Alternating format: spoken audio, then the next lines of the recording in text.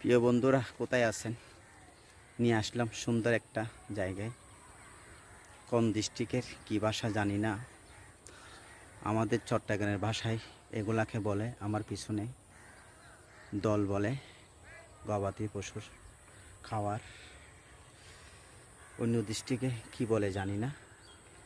এগুলো আবার মাঝে মাঝে বিক্রি করা হয়।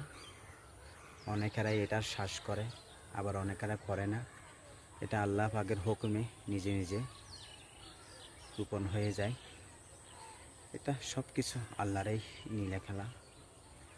এটা তো কেউ হিসাব করে পারবে না যতটা পরিমাণ। এটাই বাস্তব।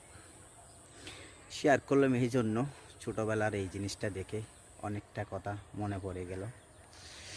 কোন দৃষ্টিকে এই জিনিসটাকে কি বলে আমার পিছনে একটু কমেন্ট বক্সে জানাবেন।